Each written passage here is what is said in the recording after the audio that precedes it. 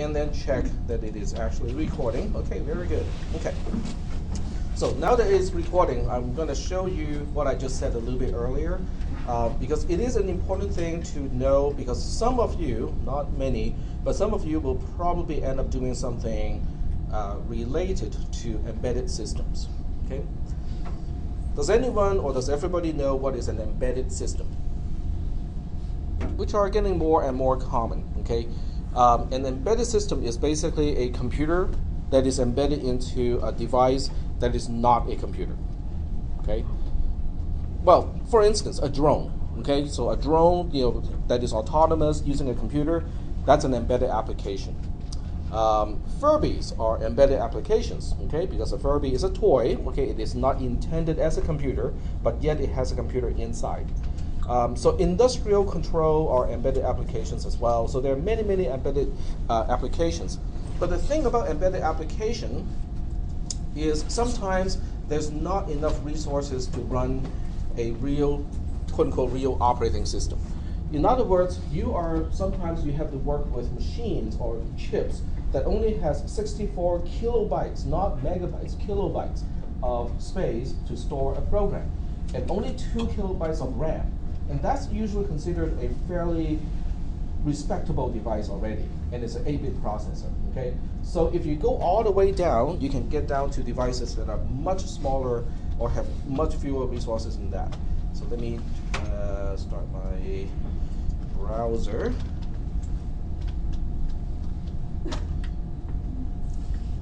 So I can kind of just point out what it is and why this discussion is actually useful. Okay.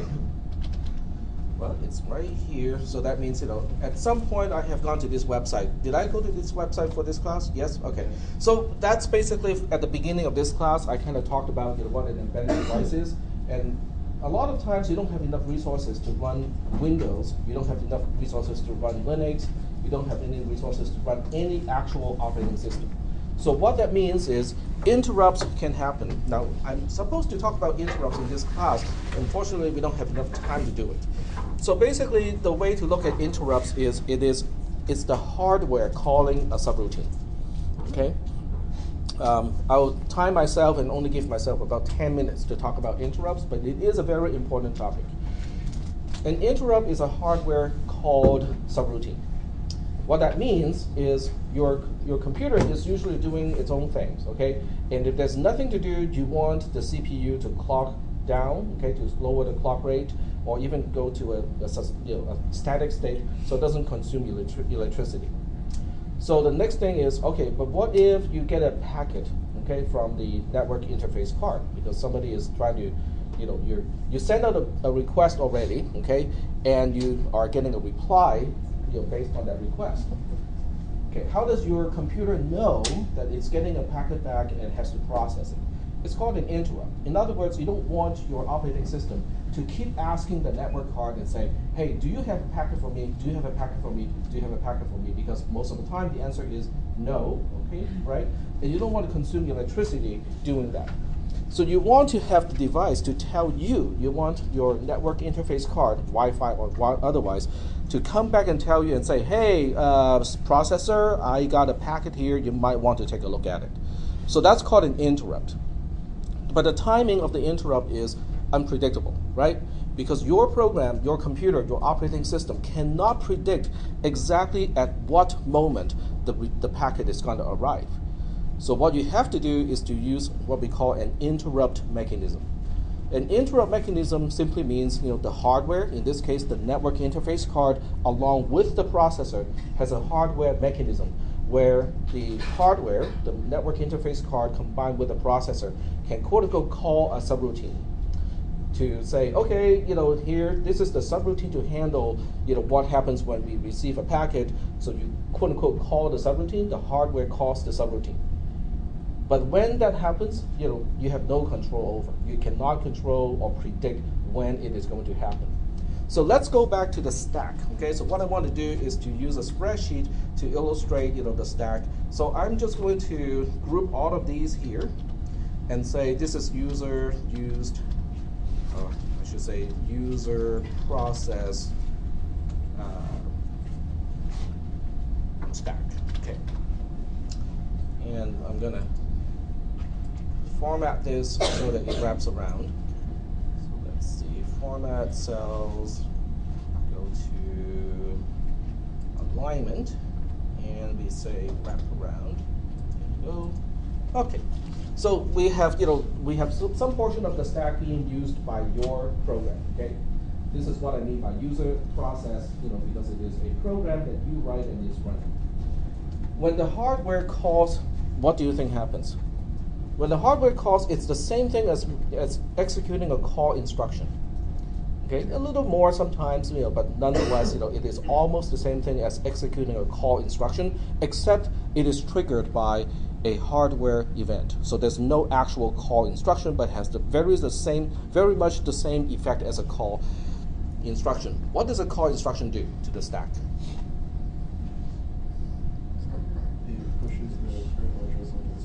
It pushes the return address, right? So it's the same thing with an interrupt. An interrupt mechanism will basically save the current program counter on the stack, because that's where it wants to go back to continue execution. So that to the user process, it is as if the interrupt never happened. Okay, so everything is supposed to be hidden in the background. So the interrupt pushes the return address onto the stack. Okay? So this is the portion of the space or the stack that you are using, and this is the portion of the stack that the interrupt will start to use. Now, in addition to the return address, the interrupt can be using additional parts of the stack. So I'm just going to put this portion here and just say additional stack space used by, I call these ISRs, interrupt surface routine. Okay, it's basically a subroutine called by hardware. But just like any other subroutine, they can use additional space on the stack. Okay, with all the push instructions, it might call subroutines and stuff like that. Okay, so this is the picture of the stack. When you are writing your program, okay, when your program is running, the stack pointer should be pointing to the last thing that you use on the stack, right? That's the usual way of doing things. So the question now is, what if you did not reserve more space on the stack? In other words, you only reserve up to this point, but you are using this portion as your local variable, and an interrupt happens. Does the interrupt know that this portion, row 8, oh, hold on a second here, this is actually being used as a local variable, don't trash this? Does the interrupt know about that? What does the interrupt use in order to figure out where it thinks is the last byte that you are using? It's the stack pointer, right? So that is why reserving space on the stack is very important. You want to reserve before you start to use it, because the interrupt can happen at any time. It may not happen, okay, so things will be just fine, okay? But when it does happen, it's going to trash your local variable with a return address at least, okay? But if it uses additional space, then it will do something even worse. Are we doing okay so far with these concepts? So I've got 5 minutes left to talk about this. But none of us in this class will ever experience this problem. And that's because Linux, along with Windows NT and many other operating systems, are called protected mode operating systems, which means the kernel, okay, the core part of the operating system, has its own stack. When interrupt happens, it does not use the stack of your process. It would instead use the kernel stack, which means it's an entirely different stack. It does not impact your use of the stack. So that's why when we do dangerous stuff in this class, oftentimes we don't see the problem. Okay, the problem is what we call masked. Now, but there are cases where you will see this problem, and I think some of you probably see this problem because of this reason. Is when you call subroutines. Because when you call subroutines, then you'll be using this space here to push parameters to the called subroutine. So you'll be trashing your own local variable. Is that how you found out? Is that what happened? Yeah. In your case? My old destination was getting overwritten. Okay. Yep.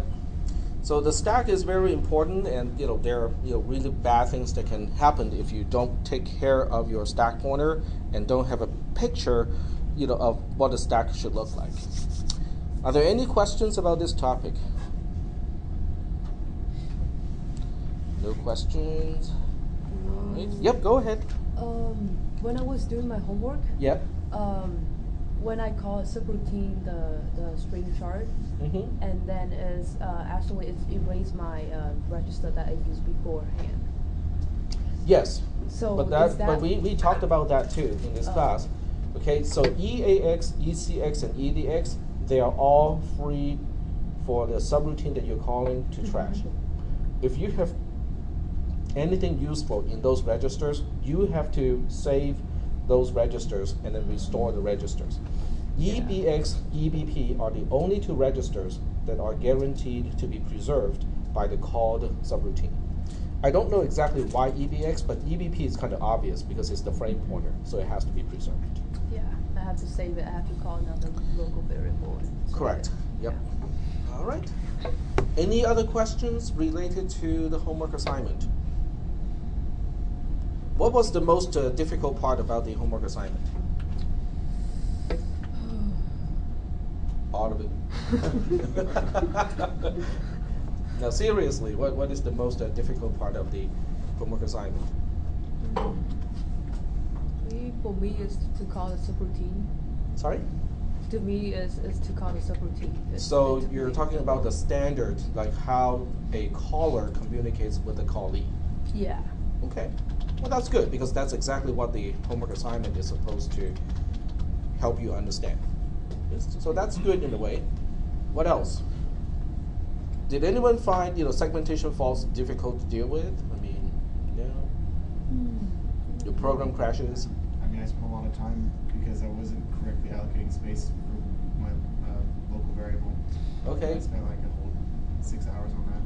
But do you think you wasted 6 hours? No, I get it now. But are you going to forget it? No. No, you won't forget it ever. Because you spend those 6 hours, it's better spending those 6 hours debugging your program is more effective as use of your time than spending 6 hours actually studying and reading material, because you're actually doing stuff, your mind is trying to solve a problem. It took me a long time because they would always finish, the application would finish and then it would come back and then it would have the segmentation fault, so I kept thinking it was later on. And then I went away from it to figure it out. The only place it could be is the return address. Okay, well, this is great. I'm glad that you guys ran into problems. You should let us take home the final. That way we can spend 6 to 12 hours on it. I mean, seriously, do you guys really want to have a take-home final? Oh my God. I have in graduate school, this is for a quote-unquote programming language verification class. For that class, we actually had a take-home final exam. So I think the professor gave us the exam on a Friday, and then we have all the way until Monday to turn it in. So basically, the test was designed so that we can get together over the entire weekend, and it wasn't going to help. Yeah. So when you hear take-home final exams, that usually is not the good thing. Okay. So what we'll do next is to take a look at the practice exams. We have quite a few here. So it depends on how you guys want to do it. Let's do this, okay? Let me bring up the one from spring, okay? Because that's the closest to what we're dealing with here. There's one thing that we did not talk about. We did not talk about structures, okay? So that's that topic is not going to be in our final exam.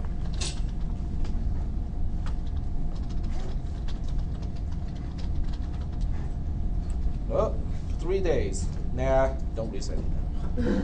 Put it off.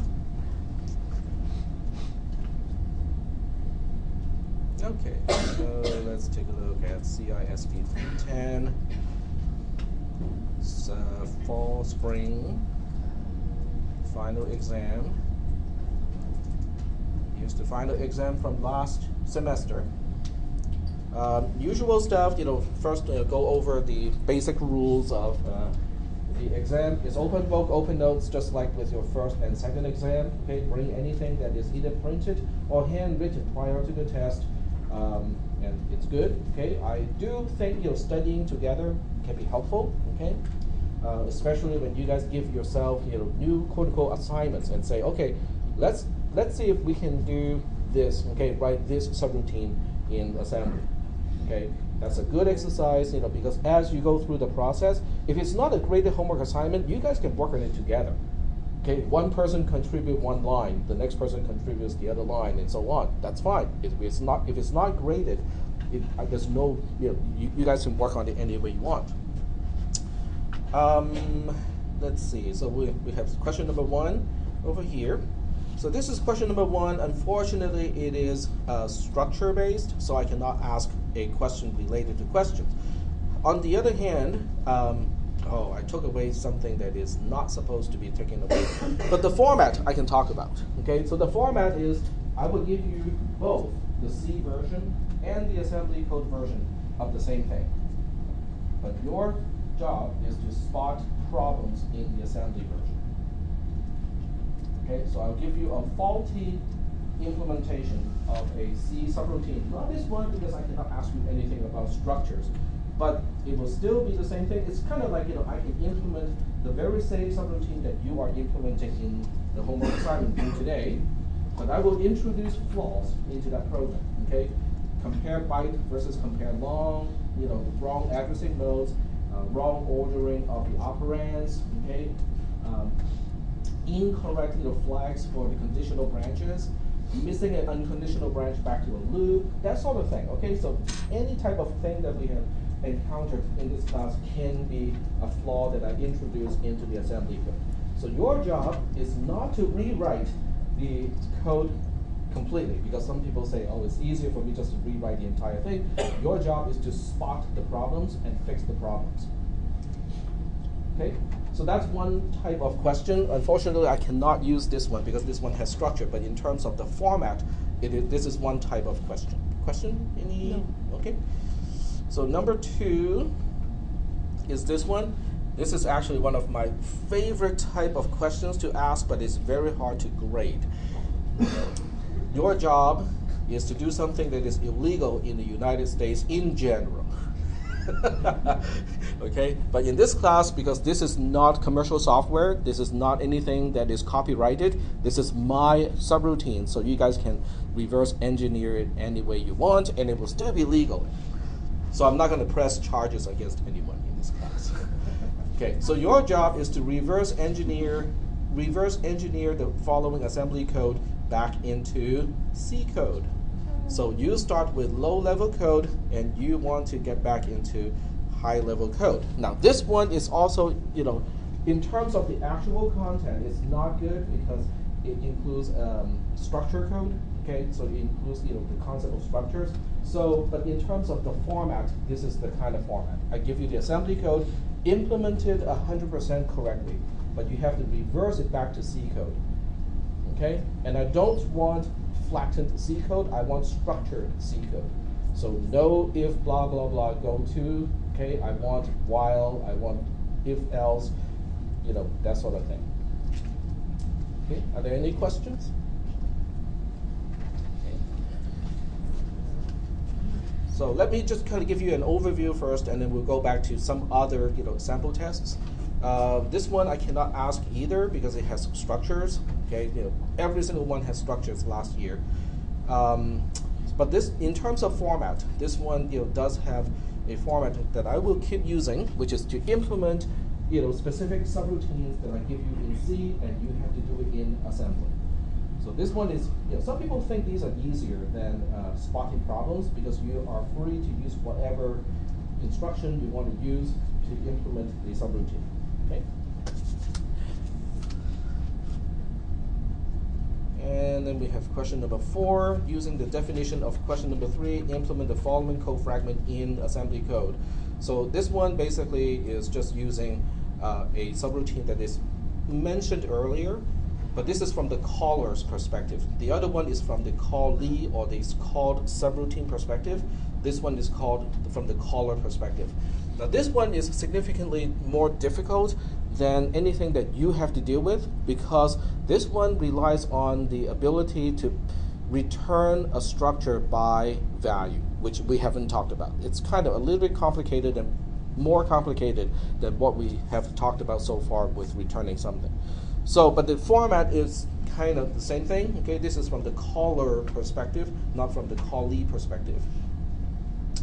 Question number 5, string compare can be implemented as following, and once again we have a faulty assembly implementation.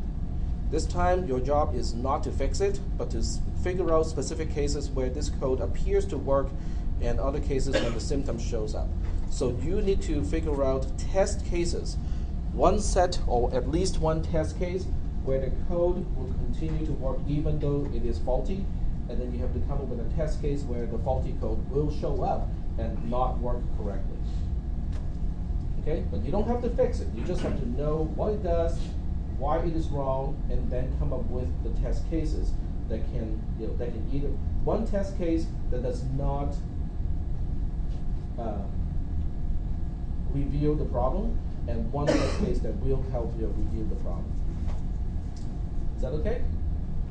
So it's a different type of analysis. It's kind of the same thing because you still have to spot the problems, but instead of fixing the problem, you have to come up with test cases that will basically step on the problem, one test case to step on the problem, and one test case not to step on the problem. Okay, and then we have the next one. Oh, this is it. That's the last question for last year. So in a way, you guys are kind of, your test is going to be easier because we don't really put structure into this test.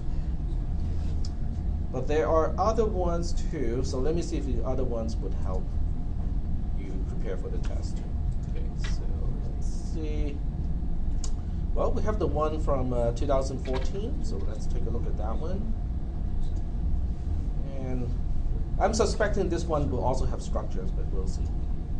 So did we just not get far enough in this class, or is that something? Yeah, we didn't quite get far enough, but that's because we spent more time this semester on logic sim, the low-level stuff, which I think is actually a better use of the time of this class, because structures are, there's a lot of details, a lot of chore, and a lot of tracking stuff, but in terms of how your program works, it's not really, it doesn't add that much to what we already talked about in this class. Okay, so let me unzip that file.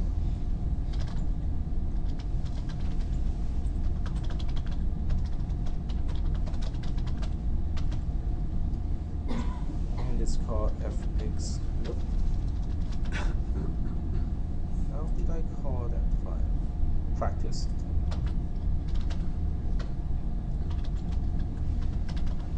Alright, so this one has multiple folders, and each folder is one particular question.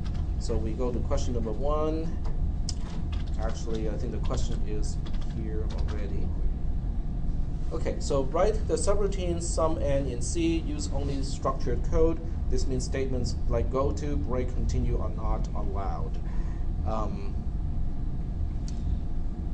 So this is the reverse engineer one. Okay, you have to look at the code, and then you have to figure out, okay, this is the assembly code. How do we write the same code but in C and C++? And you have to write structured code. Okay, so how do we get started with this? This is known to be correct. Okay, this code is correct, and if you look at the label names, they're quite suggestive as well.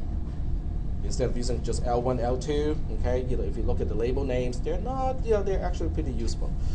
All right, so where do you get started with this thing here? You start with how I use the stack. Okay. In other words, you focus on instructions that are based, that would use the base addressing mode using EBP, because those operands are accessing either a local variable or accessing a parameter. Because you need to know what kind of parameter is being passed to this thing. Is that making any sense? Okay. So let's figure out what kind of. So I'm going to start a text document on the side. Let's see. So I'm starting a text document on the other side to kind of talk about the findings, okay, as I analyze this program. So what you want to do is to spot things like this, okay? You want to spot things like this, and stuff like that, like so, okay? So anything that is based on EBP, it's kind of important because it is something that is either a local variable or a parameter. Okay, so once you see that, oh, okay, this is how label sum is used, this is how the label PTR is used, this is how the label n is used, let's see where they are on the stack, and this is how they're defined. So you can see right here that n is return address plus 4. So from your experience with your homework assignment, would n be a parameter or is it a local variable? It's a parameter. And it seems like I have multiple, well, how many parameters do we have here? We only got one parameter, okay? Because parameters are the ones on the positive side, and then local variables are the ones on the negative side, okay? So n is the only parameter. Let's write it down here. So n is a parameter. So the other two, one is PTR, okay, so I'm just going to highlight the line here. PTR is old EBP minus 4, which means it is on the negative side of EBP, which means it is it's a local variable, okay? So PTR and sum, they are both local variables. Okay, so this is helpful already because it means how we get the information to process is through the parameter n. Okay, so that means, okay, that's kind of useful because the subroutine is called sum n. We know it has at least one parameter n. We'll figure out the type later, okay? And then we have the open and close curly brace. So as we are working on this, we are just trying to figure out, all the little things in it. We know we have two local variables. One is called PTR, one is called sum. We don't quite know the types of those two yet, but we know those are two local variables. Okay, what about the return value? Do you think this subroutine has a return value? How can I tell whether a subroutine has a return value in assembly? You put something into EAX right for you. Exactly. Okay, so because EAX is used to return a value if it is a scalar. In this case, it is a scalar because we moved sum to EAX. So we know it has a return value. Okay, it's very good. So it has some kind of return value here, some type, okay? And we know the return value is just sum. So we know whatever type it is, sum as a local variable, and the return type, they have to be the same. Or at least one can be promoted or demoted automatically to the other one. Okay, so far so good. Is that okay so far? Any questions? Okay, how do I know the type of sum? How can I get a clue to understand, okay, what is sum? Is it a pointer? Is it an array? Is it an integer? If it's an integer, how wide is the integer? How can I figure out all those things? Are you using the indirect operand to dereference it? Exactly. So when you look at how sum is used, okay, there are several occasions where sum is used. Let's see. I'm going to cheat a little bit here and just look for the word sum. Okay, right here. That's the first time I use it. So from this line here, let me turn on the line number so we can refer to it. So on line 20, we have moved $0 to sum in parentheses EBP. Well, it doesn't tell me whether it's a pointer or another 32-bit thing, but at least I know it is 32-bit wide. Because if it was not 32-bit wide, I would have used move byte or move word. Is that making any sense? Okay. So that's kind of helpful because I can now say, okay, we just put it here somewhere and say sum is a 32-bit thing. So is the return value. Okay. Next, let's see what else we do with sum. We are adding to sum. Okay, very good. We are adding EAX to sum. So we don't know, what it is that we are adding to sum. We are adding something indirect to sum. That's all. That's all that we know. Okay, so we don't really know, what sum is. Let's try to pick up what n is. Okay, so we look for n all by itself. That's harder because n is, well, I guess it's not. Okay, this is how we used n, and it looks like somehow n is related to PTR. So if you focus on line 22, line 23, and line 24, well, actually also the one before that, line 21, 22, 23, 24. Let's see if we can comment this and figure out what we are actually doing here. All right. So I'm just going to use comment in inline, just to show what it is. What is line 21 doing? You're storing the value of EBP into EAX. So EAX becomes a duplicate frame pointer, right? It points to the same place that EBP is pointing to, which is old EBP. Okay, very good. Okay, so EAX is EBP. And the next line is doing something to EAX. EAX is EAX plus the label N, okay? So I have to be careful here. Plus the label N. What does that actually do? What is N, by the way, in the assembly code? N is not the variable, okay? Because the concept of a variable or parameter is only in C and C++. In assembly code, N is really just the value of the label return address plus 4. The value of return address is the value of old EBP plus 4.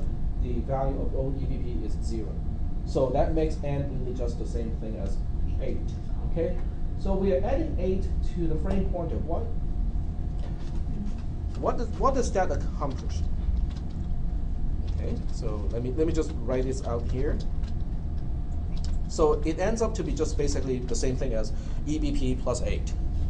But what is EBP plus 8? In other words, what is EBP, the value of the register EBP plus 8? Is it a parameter or is it the address of a parameter? It's the address of a parameter. It is not the value of the parameter itself, it is where the parameter is. And which parameter are we talking about? This is an easy one because we only got one parameter. N, yep. It is the address of N. Okay, so from line 21 and line 22, we know that EAX is basically the address of parameter N. Okay, which is, we don't know what we're doing with it until we read the next two lines, but this is one thing that we know already. Okay. And what do you think this one is doing? It's adding 4 to the address of a parameter. Okay, and that's okay. We can just do the same thing here, right?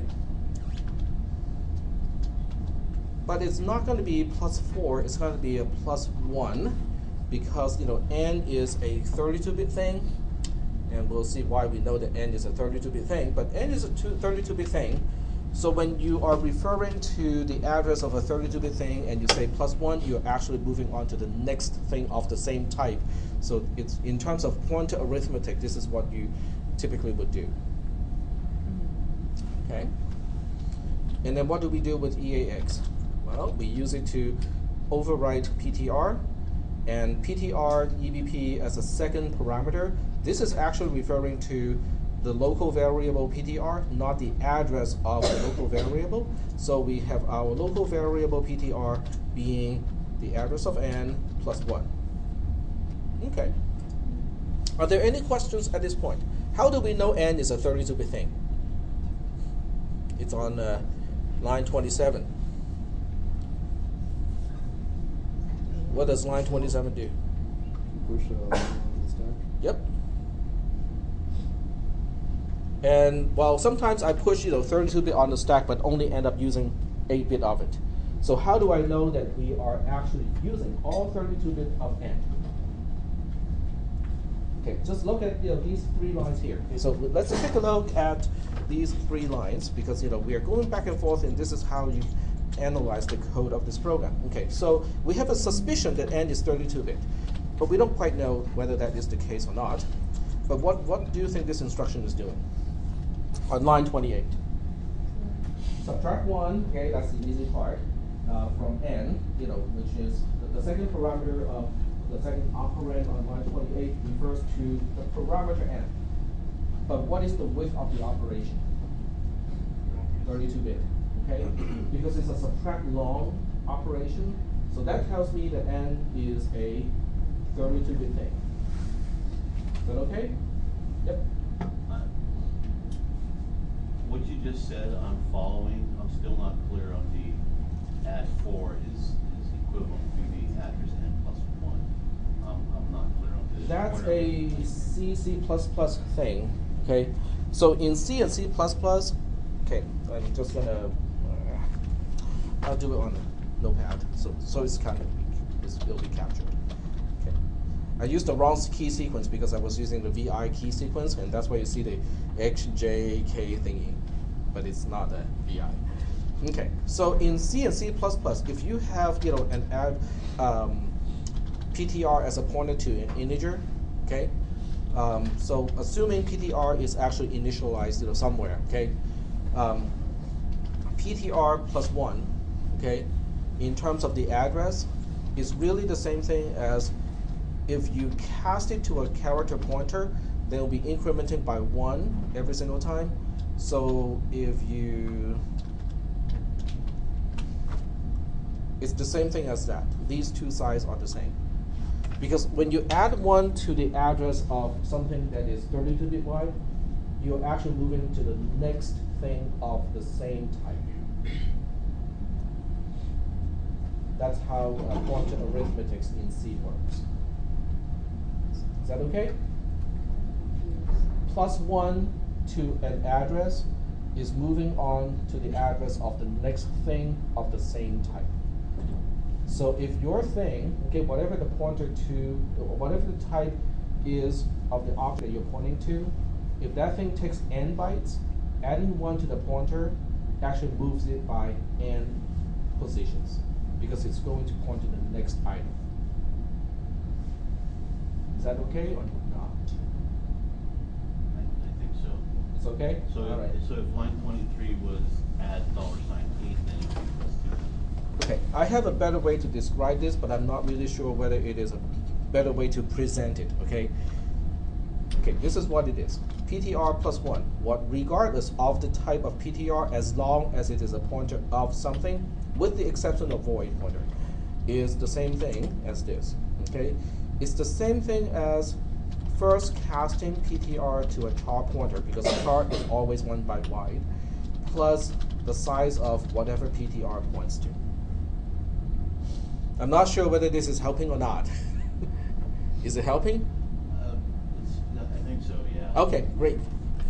Because that's the intention. Okay, so this line 20 in the editor in the mousepad is basically defining what is pointer arithmetic in C and C++.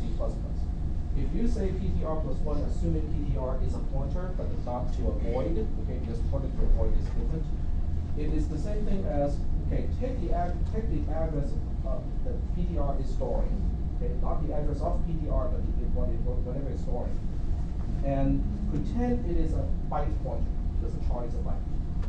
And you want to add the size of whatever PTR points to, which is basically based on the type of PTR. Okay, so, okay, that's good. All right. Okay, so getting back to the assembly code here, we're still trying to kind of unravel what this is all doing. So the second instruction on line 28 is definitely doing something like this. N is n minus 1. Okay, we are subtracting 1 from n. And on this line here, this is just a little tricky thing. It is, in this case, EAX is the original n. This is the n before it is decremented by 1. Is that okay?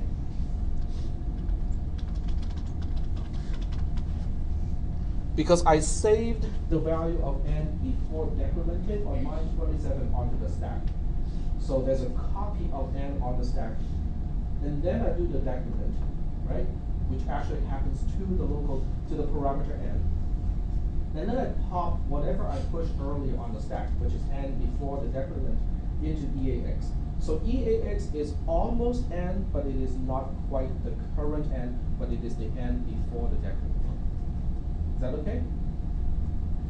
Okay. So I have to make sure that we understand EAX is n before the decrement. And then we compare n EAX to 0. So we say, okay, EAX blah blah blah something 0. And then we have JNG. This is really useful because JNG is going to tell you whether n is signed or not, right? Okay.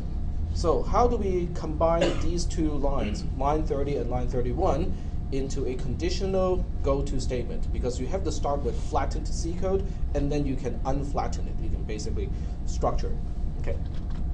Okay. Let's take a look at this line here, because this is a very, very useful format, because it has a compare instruction followed immediately by a conditional branch instruction, which means we can take a look at these two lines and translate that into if blah blah blah, some kind of comparison operator, some other value here, go to label and while. This is the flattened code in C++.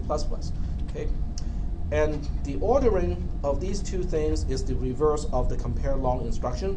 So EAX is the first one, okay, placed with EAX, and then 0 is the other one. The operator is basically the same thing as whatever the conditional branch is suggesting. Not greater than, then you put not greater than here. But not greater than is not really the usual way that we spell out something. So what do we usually spell it out as? Less than or equal to. Okay, very good. Okay. Okay, but what exactly is EAX? Can I use something in C and C++ to express what EAX is? It is the value of n prior to the decrement. Do we have an operator that can return a value just like that? N minus minus, very good. Okay, some post-decrement. So n minus minus is basically what it is, because it is the value of n prior to the decrement of n. Is that okay? Sort of? Okay. All right, so now we can take out something that's probably a little bit lighter and easier, which is this one here. Oh, this is an easy one. If you want to turn this into flattened C code, it's just a go-to. So go to while begin. Okay, very good, easy. So now we have the structure of the code because of the structure of the loop, right? Because when you look at this code here, and let me see if I can look at both at the same time. Yeah, we can, right there. Okay, so we know there is a loop in the subroutine. The subroutine goes like while n minus minus is greater than 0, because less than or equal to 0 is the reason to exit the loop. So you flip the logic, and that becomes the reason to stay in the loop. Because in C and C++, with a while loop, the condition is the stay in loop condition. So you have to flip the condition, like right here. As long as n minus minus is greater than 0, stay in the loop. So now we just have to figure out what the loop is actually doing. Okay. What do you think the loop is doing? It's line 33 all the way to line 37. And you can see how I'm kind of being nice and use additional space, empty lines to help you kind of look at this as one block of code. Okay. And indentation, well, maybe not indentation, but the labels will also help out too. Okay. So we push PTR onto the stack, and then we add to the actual PTR local variable, and then we pop EAX. Haven't we seen something like this before? We push either local variable or parameter on the stack, do something to the actual local variable or parameter, and then we pop the original value back, but not into the variable or parameter. We pop it back into a register. We have seen something just like that, right? So this one is doing, what do you think it's doing? Okay, so get back. I'm going to comment here in the C code first. Okay, so we'll go through the same logic here. Okay, so we push along the value of the parameter PTR, right? But here we are actually adding 4 to the pointer. But we know it is a pointer pointing to 4-byte things because PTR is initialized to what? How did we initialize PTR? Let's see if we have that already documented here. Well, not here, but we have it documented here. We have that. Okay, so let me just put that back into the C code first, because now we can just have one place to look at everything. So PTR is initialized to the address of n plus 1. We already know that n is a 32-bit thing, okay, because we see the subtract long with n. Okay, so that means if we're adding 4 to PTR, what are we actually doing to PTR? It's plus 1, it's incrementing, okay? It's just quote unquote increment. But because we pop it back into EAX, what do you think EAX is? It's the old value of the pointer, right? So in this case, we have something that resembles PTR++, because we ended up actually incrementing the pointer, but what we are using for line 36 and line 37 is not the value of PTR after the increment, it is the value of PTR before the increment. So it has the same effect as what we discussed a little bit earlier. This is a post-increment type of operation. Okay. So what are we using PTR++ for? And that's based on line 36 and line 37. Okay, what is line 36 doing? It's moving EAX into EAX. Oh, that's the same thing as a no-op. No, wait, hold on a second here. Parentheses are important in assembly code. It's indirect, right? It's indirect in assembly, which is translating to what in C and C++? Dereference, exactly. So we're dereferencing EAX. EAX is the value of PTR++. So if I want to be extra clear, I can put parentheses around PTR++. Okay, so that becomes the right-hand side. On line 37, which is using the dereferenced value of PTR++, what am I doing to that? With that, I'm using it to add to sum, right? So how do we do that in C and C++? Sum plus equal to, very good. It is not just sum equals, but it's sum plus equal to, because we are adding and then we store the sum back into the variable sum itself. Great. We are almost done. Because after we exit the loop, there's nothing else to do except to specify sum as my return value, which I have already captured here. And let's see if we have missed anything. Okay, whoops. I'm in insert mode. Yeah, there we go. Okay, so I think I missed a few things here. Sum is initialized. Okay, so that's an easy one. On line 20 of the assembly code, we move a 0 into sum. So that's just a usual good old initialization of sum equals to 0. And then we have the next line, which is PTR is the address of n plus 1. That's the entire program. Okay, now we just have to go back and figure out all the types. The only portion that has any type of type indication is which instruction. There's only one instruction in the assembly code that suggests the signedness of integers. Which one is it? JNG, which suggests is it signed or unsigned? Signed, very good. And what is signed exactly? So let's take a look at the context of JNG. JNG is operating on EAX, right? EAX is the saved value of n before the decrement. So what it is saying is n is a signed integer, n itself, okay? Which is already a great help, because once we know n is a signed integer and PTR is based on the address of n, what do you think is the type of PTR? It's an address, it's a pointer to an integer. Okay? What about sum? Okay?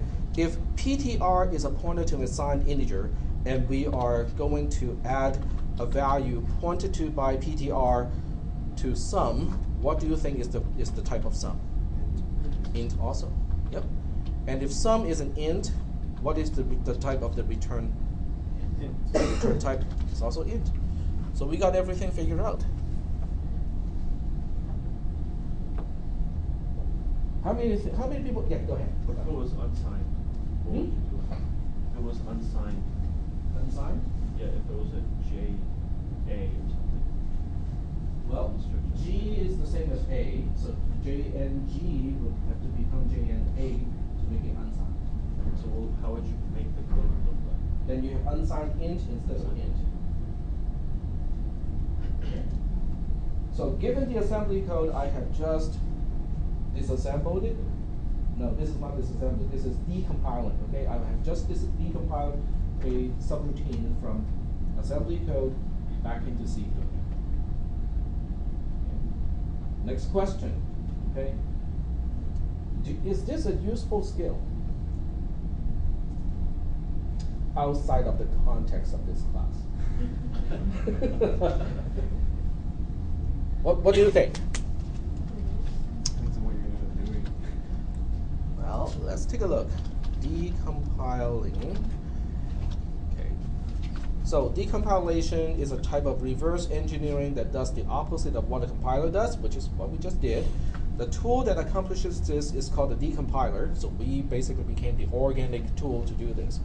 What is decompiler? Let me see. Ethics. Is decompiling software considered unethical, and so on? Is it legal? So anything that touches on ethics or legal is probably useful, right? Because if something is completely and utterly useless, why would someone label it as unethical? It's just pointless, right? If something is utterly pointless, why would it be illegal? Nobody would care, right? Should I wear green t-shirts on a Thursday? Is it ethical to do it? Is it unethical to do it? Is it legal? Who cares, right? Because it's not important. So the fact that decompiling has issues with legality and ethics means it is of importance, right? Why do you think it is of importance? Who cares about whether you can decompile a program or not? Who? Hackers? Microsoft? The people who write the other software. The person who's writing the software that you're decompiling? Yeah. Because if you can decompile programs effectively, what is the consequence? What is the downstream consequence of that? You can figure out how things work. Reverse engineer someone's You can reverse engineer somebody's code, but why would you try to reverse engineer somebody's code? Well, I'm pretty sure they can do it themselves too. They have a lot more people. Yeah. So, sell to China. But why? What is the whole point of decompiling something? See how it works. To see how it works, but once you know how something works, what is the next thing that people can do? You can hack it. Break it, hack it. Exactly. Okay? That is why. Okay? Now, what kind of hacking are we talking about? Now, when you're talking about video games and stuff like that, the hack can be as simple as, oh, I want to figure out how the software computes my current health points. So I'm going to hack that subroutine to give myself infinite health. Okay? Because that's all you need to do is to figure out which subroutine does that and how it's doing it, and you can just insert your own code, resave the executable, you're good. Okay? But that's a simple hack. Okay? It doesn't really benefit anyone other than your gaming experience. Okay? What is the other type of hack that you think is going to be much more serious? Cyber vigilante. Say again? Cyber vigilante. Cyber vigilante, or what do you think people of Anonymous do on a daily basis? It's politically driven. They're politically driven, but what is their technical tool? They hack, right? And in order to hack, you have to understand what you're hacking. But how do you understand what you're hacking? Decompiling. Now, with a debugger, you can look at the assembly code already. That's an easy thing to do. Okay, you can load any executable into a debugger and read the code in assembly. You can do that in Windows. Okay, this is not unique to Linux. In Windows, I think the debugger is called what? Just debug, D-E-B-U-G, I think, or is it DBG? I cannot remember. But it's one of those command line. Okay, and you can load an executable into the debugger in DOS and have it to disassemble a program. which means it would, instead of showing you the machine code, which is really kind of gibberish, it's difficult to understand, it will show you the assembly code in mnemonics. Okay, but it will use strange label names like L1, L2, and so on. But once you get to that point, you can apply what we just learned a little bit earlier to decompile the assembly code into actual C code. Now, if you can do it very effectively using a tool, then you can locate problems, okay, potential problems in a program and exploit those potential problems. What kind of problems are we talking about?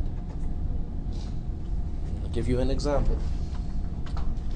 You are, or a hacker will be looking for something like this sort of thing. Okay, a hacker will be looking at a subroutine of some kind with some sort of parameters. That is not the important part. The important part is to identify something that looks like this, and then later on with something that looks like this. That is usually what hackers would be looking for, something along this line. Because a string copy is not length delimited, which means it won't stop until it has found the null terminator. So now the question is, what is the source of this string copy? If the source of this string copy, if this ... turns out to be a particular str parameter that is passed here, then the next stage is to figure out, okay, let's figure out who is calling f. Because you want to hack whoever is calling f to trick it into passing a string that is longer than 256 bytes. But in assembly code, how do you know that we are reserving 256 bytes on the stack for the local variable? Let's go back to the assembly code that we were dealing with. How do you know from this code that we are reserving X number of bytes for local variables? Which line does that? Line 18. Line 18, exactly. Line 18 is adjusting the stack pointer to allocate for local variables. So that is a clue, okay? If you read this code, you know if we are declaring an array inside a subroutine, this is a clue and say, hey, we are only reserving this much space for something. And if you can identify string copy as a subroutine that you're calling, then you're saying, okay, this is a potential target for hacking, or at least it's a potential point of entry into a portion of the program that you're not supposed to. Is all of this stuff making any sense? Now, obviously, I cannot cover hacking in 20 minutes. Okay, I wish I could, but I cannot. But this is the introduction to hacking, but not hacking in the sense of script kiddie kind of hacking. Like, oh, I just download a suite of scripts, download Python, and I can now start hacking. That is not actually hacking. This is hacking, because you are trying to figure out things in order to find out the weakness of something. Yep. So when do you start teaching the ethical hacking class? I'm not going to say whether it's ethical or not. I'm just going to say I'm teaching hacking. So then when do you start teaching the hacking class? I don't know, because the problem with introducing a class like that is it does not transfer to UC or CSU. Most people would think the problem is with ethical issues or legality. No, it's a with enrollment issue. Because if it doesn't tie into your transfer degree, most people would not take it. I don't know about that. This particular class. And why would I teach a hacking class? It seems like a really bad thing to teach. No, you're gonna. But I don't know, right? How do you protect yourself from that sort of thing if you don't know how it works? And that's a collective us too, right? It's not just you individually. Yeah. It is us as in a country, a much larger And community. we as students Yep. that need to learn. Exactly. Yep.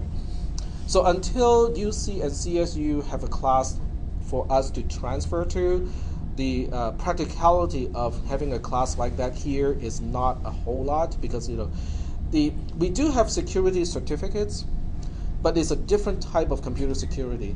With that type of security, it's mostly about pushing this button, turning that knob, and sliding this thing to increase the security level of your operating system. But it doesn't really get into the mechanism of actual hacking. So it's not. It doesn't connect to that certificate either. So that means it has a. It doesn't have anything to attach to. But we can make it a club activity. Club thing to do. Yep.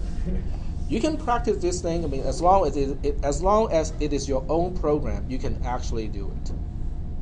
It's perfectly legal to do it on your own programs. Club activity is good. I think so. I mean, you write a program that is intentionally, full of security holes, and then you just have, members of the club and go, okay, I want you to break this program. Instead of doing this, I want it to do blah blah blah blah. Okay, and that's actually a pretty good activity. It would make a very good final exam question too, if we had more time to talk about this first. But getting back to this one here, okay, this is actually a very useful, interesting subroutine. Okay, so this is the entire subroutine minus, with some semicolons to make the compiler happy. Okay, oops. So we'll make the compiler happy first. Okay, this is the entire subroutine. What the? As my kids would say, what the hell? What is it doing? It seems really, really odd that we are going to an address right after the parameter. Okay? Because there's something missing here. What is missing here is this is not just any subroutine. It is a subroutine of this form. Now, some people look at this and go like, oh, ... means it has additional parameters. It actually is C++ syntax, which means there's a 0 or more parameters after n. That's basically what it says. What type though? There's no restriction of the type, and that's why it is deprecated. Okay, it is deprecated in C++. They discourage people from writing subroutines like this. But we have already seen subroutines like this, or many of us, have, because if you use printf or scanf in C and C++, you are already using this feature. Okay, let me explain what I mean by that. How many people still remember printf? If I want to print, okay, this integer plus integer is that integer. How do I do it in C++ in using printf? So we say printf, okay, a placeholder plus a placeholder equals to the third placeholder, right? As a format string. And then we have to supply what values go into those placeholders. So we specify, x, y, okay, x plus y here. Okay, that's a fairly typical way to use printf. Okay, but when you look at printf, the minimum number of parameters is what? Is 1. The format string itself can just say hello world with no placeholders to fill, right? But we can have any number of placeholders, and then with any placeholder, we need something here to specify what fills the placeholder. Is that right? So that means printf can take on a variable number of parameters, just like sum n. Now with sum n, we know when to stop because of what? Let's go back to sum n here. How does it know when to stop? If you look at the condition of the loop, it says something about when to stop. N. Yep. So the correct way to use sum n is the caller. Okay, if you look at the caller of sum n, it would be something along the line of, okay, call sum n and give it like 5, which means there are 5 numbers to add after the 5. So then you can specify, 5 integers here.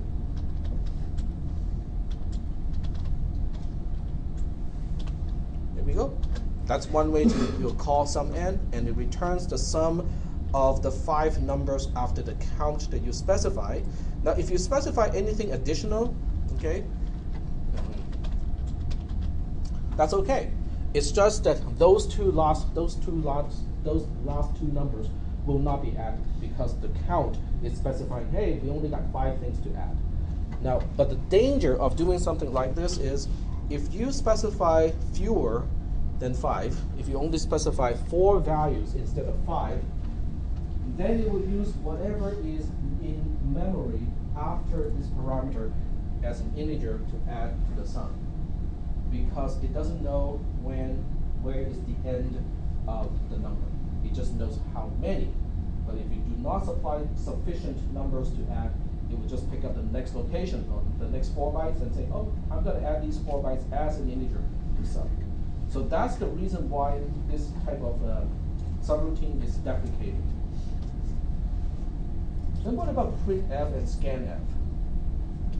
Let's try those things. Okay, I know I'm a little bit out of context here, but I want to show you this because it is kind of important. Okay, so let's go ahead and do a printf example. And I will use printf incorrectly and see if the compiler can catch it and go like, hey tag, I think you have a mistake here. Okay, so I'm just going to specify a format string that specifies a %d, which is a placeholder, but without specifying the actual value to fill that placeholder. So this is an incorrect use of printf, but it requires the knowledge of knowing what printf does. Okay, GCC, I just need to compile, or G++, I just need to compile to generate the error. Does not generate an error, so let's try warn all. And warn all says something strange. Not strange, but correct, okay? But it is strange that it will complain. It says format %d expects a matching int argument. Not only does it know that there's a placeholder, it knows what kind of a placeholder it is. Let's see if I can do something to trick the C compiler. Okay, so I'm going to say, and I'm going to pass buffer here. Buffer being an address is also 32-bit wide, and the whole point is maybe the compiler only knows that %d is a placeholder. It needs something, so there has to be one additional parameter. So anything can fill that parameter. So we'll see what happens here. Okay, first we compile without any warning. The compiler says it's okay, everything is good. And then we compile with warn all, and this time it complains about what? It's a lot more detailed this time, right? It's not just saying that we're missing something. It says %d expects an argument of type int, but what I gave printf has a type of, okay, to do this. I wish this thing looked a lot more like a Doctor Who screwdriver, but it does not. But it says, argument 2 has a type of char pointer. Okay. In other words, what do you think is happening here? Mismatch types. GNU C has built in the knowledge of printf and scanf into the compiler. So it's kind of cheating because it's not supposed to know this stuff. Okay, because enough people. The reason why they built in this stuff is what? Enough people have stepped on this landmine. They figure out, okay, let's put a label here. Let's put a sign here. Do not step on this. Okay, but this is also telling you something else that is important in all of your other classes. And what would that be? Don't use printf. No, that's not the message. Okay, compare the two ways that I compiled. The first time I compiled without warn all. The second time I compiled with warn all. So what is the message? Use warn all. Yep. It is very naggy, okay? But if it nags you, it is saying something potentially is a problem. In this case, it was a problem, okay? It is still a problem because it's still wrong, but warn all will tell you, hey, something seems to be wrong. Okay, if you want to fix it, you might want to fix it. What if you really just want to print the address of buffer as an integer? What if that really was just your intention?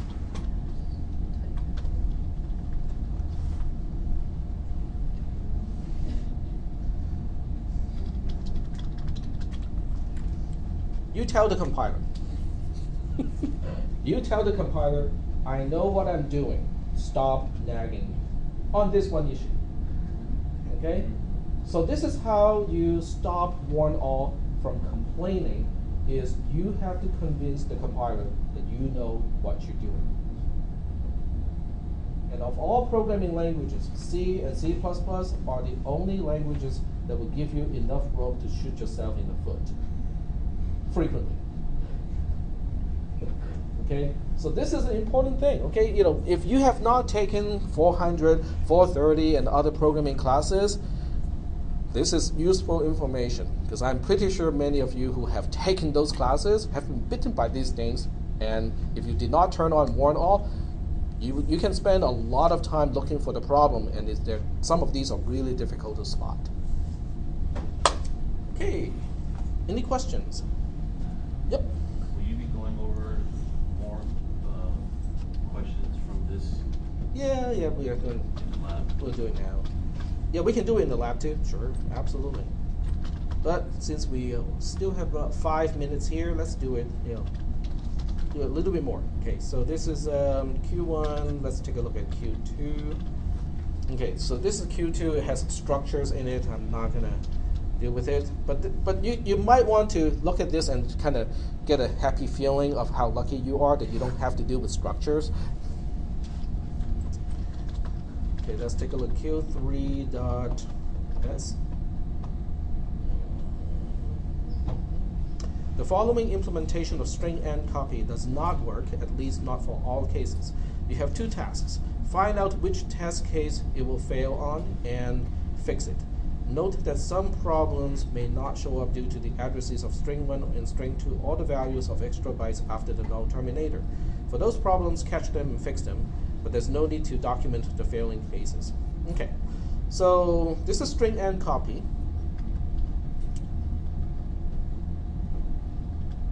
Right here. So I'm going to give you both the C code and the assembly code. So this is going back to the question number 1 of the previous semester.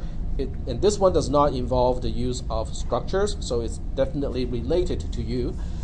So I give you the C code first. Okay, this is the actual C code in comments, because otherwise it would not assemble. Oops, take it back. Okay, so this is string and copy in C code. And this is the actual assembly code. So the assembly code is, so your task is to find out, okay, what's wrong with this code? And if something is wrong, why would it work sometimes, and what would make it not work other times? Okay, so that's the type of this question. All right, we got 5 minutes, and I think we might have enough time to at least start the analysis of this code here. And it might help if I split the screen so I can focus on the split. Go. Okay, so we can look at the C code on one side and then look at the assembly code on the other side. Okay, so the left-hand side will stay on the C code, and then the right-hand side will stay on the assembly code. Okay. And in this case, I think this one has string 1 and string 2 being statically allocated, so they're not on the stack, they're not parameters. All right.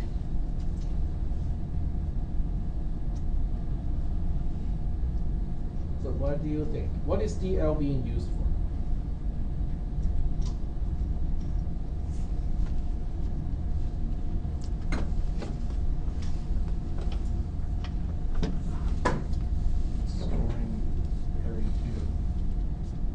Okay, so we are storing 32 into DL, and DL is used to compare to 0. If DL gets to 0, I go to L2, and L2 is all the way down here. So it involves, first of all, you have to kind of decompile the program a little bit. You don't have to show me the code after the decompiling, but you have to understand what it is actually doing. Okay, so L2 is out of the loop because the unconditional branch to go back to the earlier part is up here. Okay, so when we get to L2, we put a EAX into, we put a 0 into EBX, and then we go to L5. L5 is the actual exit at this point. Okay, do not modify any code after this at this point. EBX equals to 0 means the strings are the same. EBX being 1 means string 1 is greater than string 2. And EBX equals to -1 is string 1 being less than string 2. Okay. All right.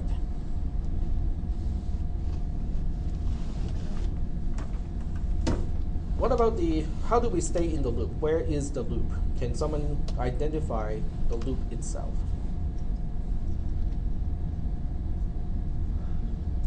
Okay, this is the assembly code. How do you how do you identify a loop in assembly code? Label. Labels and branches, okay? And it is, what is indicative of a loop? Well, we have branches all the time, right? But there's one type of branching that says this is a loop. What? Jump back instruction. Yeah, jumping back to an earlier label. The label is before the branch instruction. So in this case, which one are we talking about? Which jump is going back to an earlier point? Jump to label 0, L0. Very good. So this is this is one of the issues. Okay, very good. Okay, so this is branching back to the earlier point. Okay, so the rest of this code, in other words, everything between, so everything between line 57 and line 70 is a part of the loop.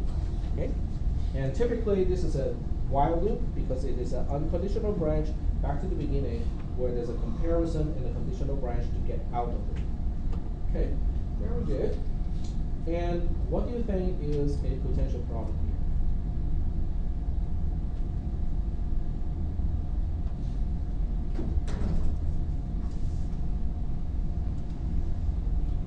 What do you think EAX and EBX are being used for?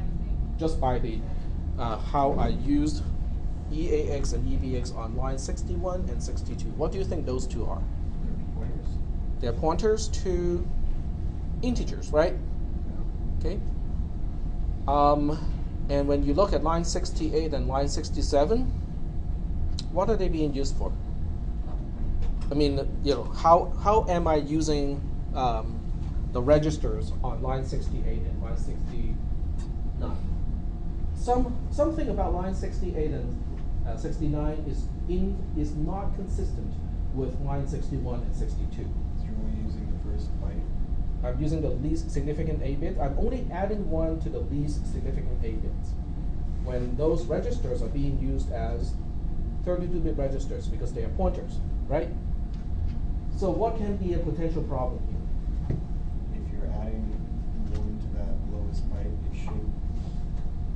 If you're not doing the proper addition, it should be 32-bit addition. Correct.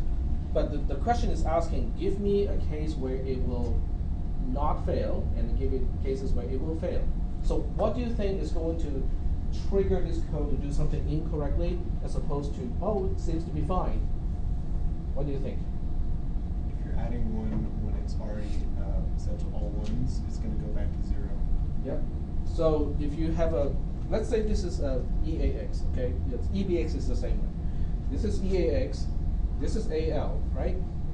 So if you are adding one to this number, if you trigger a carry from here to here, then it will have a problem. Because instead of changing the 32-bit address correctly, it will just roll the first 8 bits back to 0 without changing the most significant 24 bits. So then it will be going to the wrong part of memory space for the next compare. Okay, so that is the problem with this code. The fix is fairly easy. The fix is just changing the add byte instruction to add long instructions. Okay, so that's one potential problem. Whether it has any additional problems, we can spot those maybe at the lab. So in the lab, I'm going to go over more questions. And if you guys have any questions about how I explain these things, we can also do that at the lab. All right, so I'm going to stop the recorder first.